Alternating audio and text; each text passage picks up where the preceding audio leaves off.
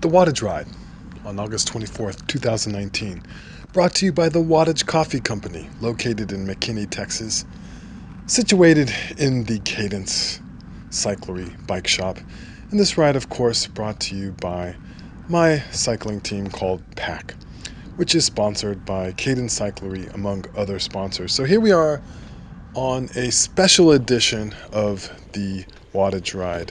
So here we are going through the gravel section earlier in the ride, and what ride wouldn't be complete without my teammate Lynn getting a flat tire while going through that gravel section. So sure enough, he got a flat tire, and jokingly I yelled out at everyone to attack, but there he is changing his tire and his tube rather, and fixing his flat, and everything got repaired. And the downside of all that was while we were waiting, I turned off my rear camera and I never turned it back on, so we don't have a rear view for this. But that's okay. We don't need a rear view.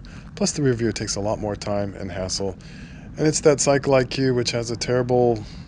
It's not a bad device, but it's not great video quality, and I have not replaced it with a GoPro because of some technical things like buying a special adapter for my seat, blah, blah, blah. You don't need to hear about all that. Eventually I may do that. So here we are, and we're a very small group today, and the reason for that is there's a very big ride going on in Texas today, in the north side of Texas, which is hotter than hell, hotter than hell, HHH. Anyway, the Hotter than Hell 100 in Wichita Falls was today, which includes a road race on Saturday, crit races on Friday and Sunday. So a lot of the locals here were in Wichita Falls, including almost everyone on Cadence that would normally be on this ride, and of course many others as well. So we were limited in our numbers. Here I put in a little bit of a dig to just kind of do an interval going uphill, with no intention really to stay away, but we're getting near the end of the ride. When I say near, we're not that near, we're a few miles away, but relative to starting out 50 miles ago, we're pretty near the end of the ride. And so, who are the players today? Again, a very small field. It was mostly my team that was in attendance, PAC, but we had a couple of young guns in our presence here, and one of them is Nick, and I'll point him out in a minute when he's visible on the screen.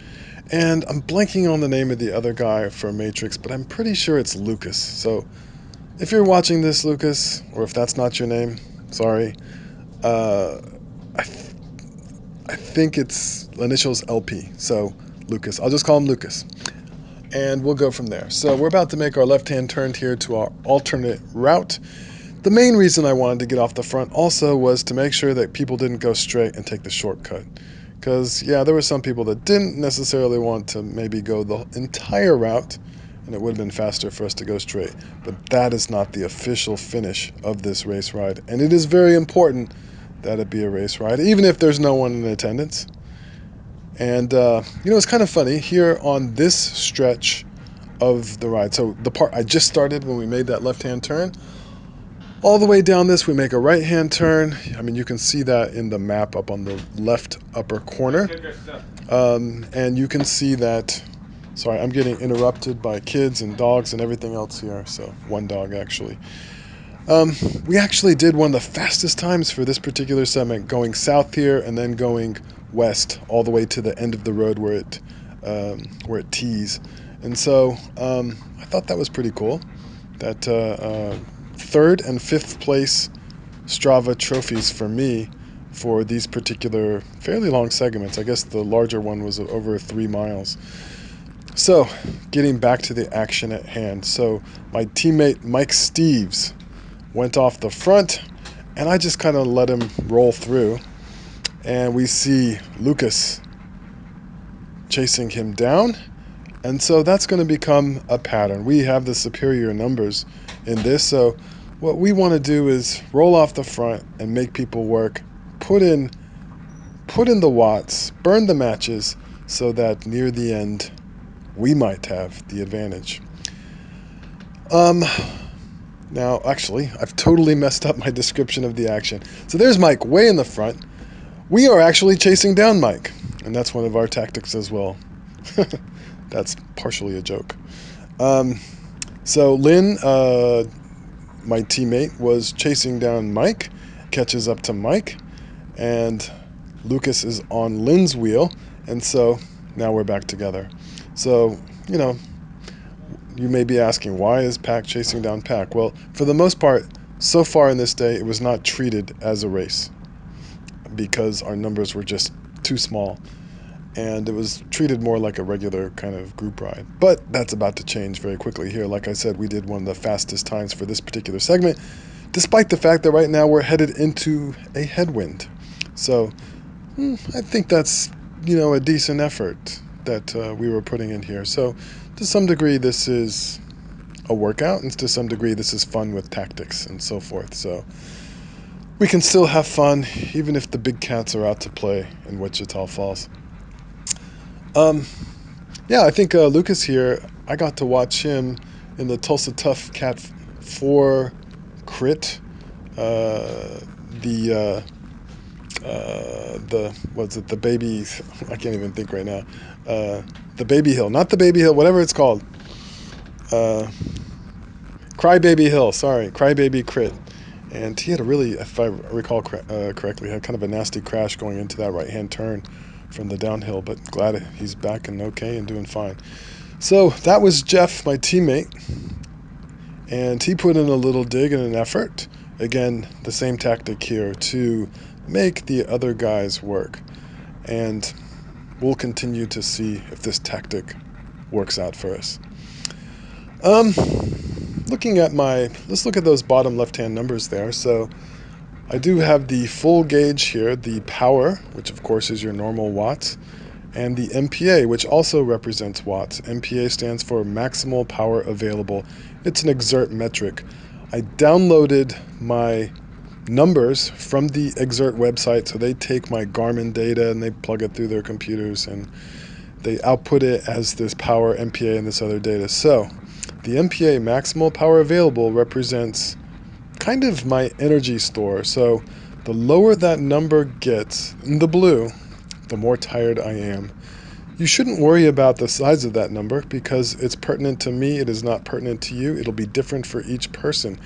Just because a number may be higher or lower doesn't mean that a rider is stronger or weaker.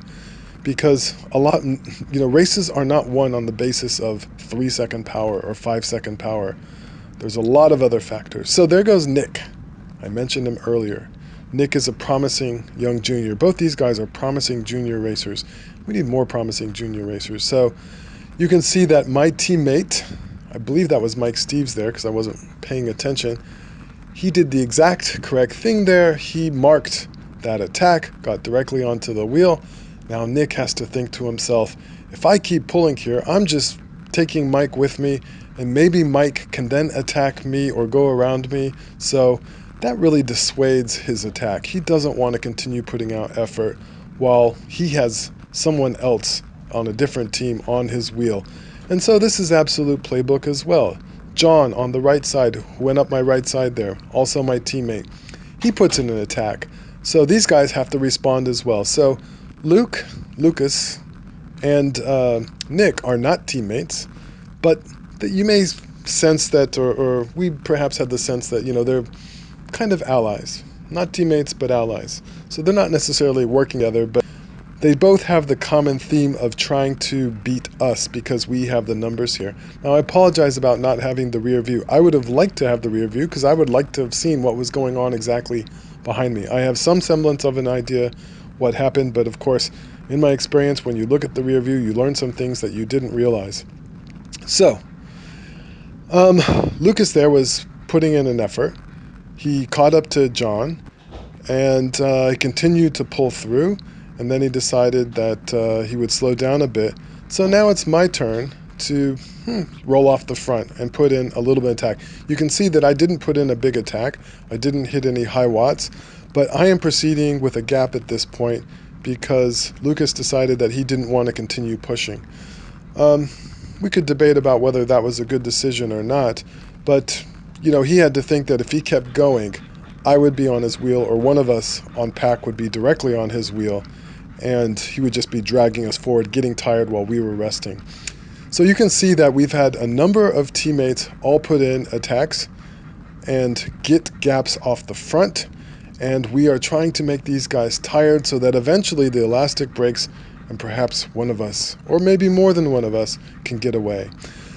The wind wasn't terribly tough today. It was from the south, so the wind is blowing from the left side of the screen to the right side of the screen. So I am not in the guttered position right now, but I have a gap, so it doesn't particularly matter which side of the road I'm on at this point for me.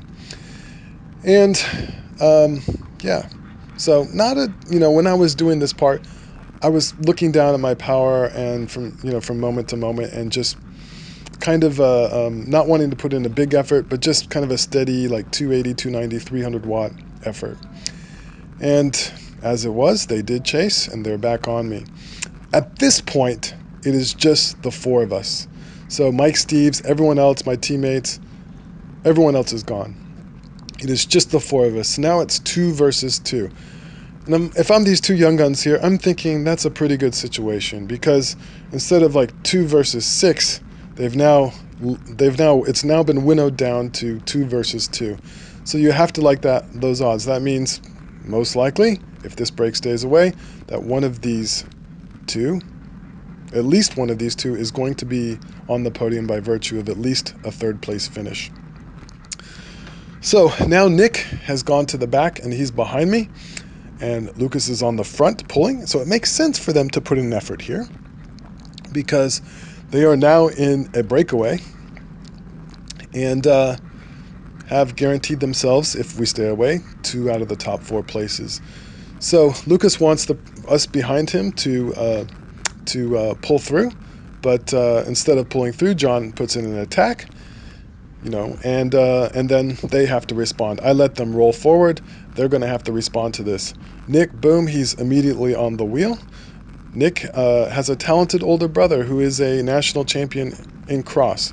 So hoping for great things for Nick in his future in cycling. I know that he looks to emulate his older brother with his success, and he's a promising young cyclist. So Nick is quickly on John's wheel, and now I face a decision. Should I attack? Now, what will happen if I attack? One, it is possible that I drop my teammate. Maybe not likely, but it's possible. In dropping my teammate, it could be that Lucas behind me is directly on my wheel. Then it's sort of 1 versus 1, 2 up the road perhaps. Or a worse situation, Nick can also follow me, and Nick and Lucas are on my wheel, and I am taking us forward 1 versus 2. So Lucas puts in an attack here. Some rides, the top of this little hill, this rise here, is a finish line.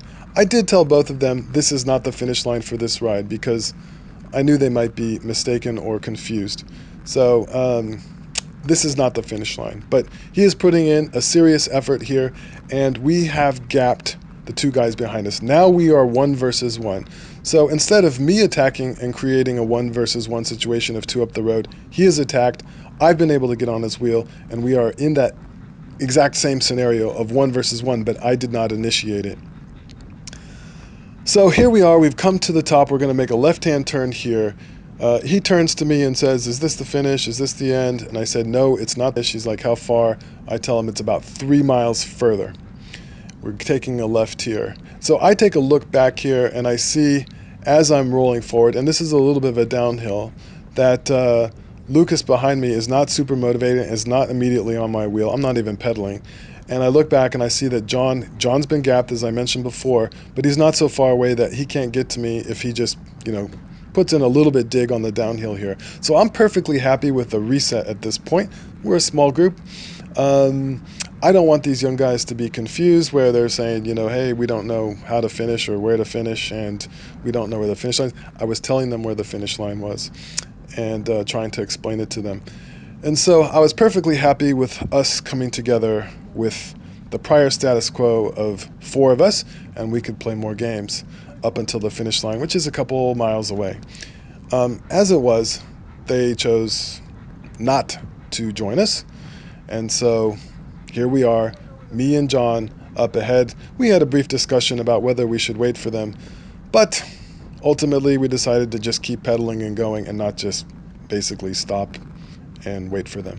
So here we are making the right-hand turn past the gas station, and this is that kind of interesting finish. I'm not going to go through the whole thing here because it's kind of boring just to watch two guys uh, doing tempo. Tempo may be an exaggeration, but here we are cutting to the very end, and it's two little hills that over the crest of the second hill is the finish. And John, me and him are off the front by ourselves, and John takes the official W. He needed the upgrade points for the Wattage Ride because, enough upgrade points, you might get a water bottle or something like that. So I'm just signaling to the camera that I got second place and John got first, and we went 1-2. So it was a fun ride, limited numbers, wasn't super hard, didn't go super hard, but we still had fun at the end practicing tactics and, kind of going against each other and making moves and decisions. And that's what's fun about racing or race simulation, is that you get to use your noggin. It's not just about your legs, it's about the decision making you have while you're on your bike. And I'm certainly no expert, but I like talking about it, I like thinking about it, and that's why I'm here on this channel presenting you with this information on the wonderful Wattage Ride in North Texas, from McKinney, Texas, just north of Dallas. And if you're in this area and you're up for a good Hammerfest, come out and join us. Thanks. Consider liking and subscribing. Later. Bye-bye.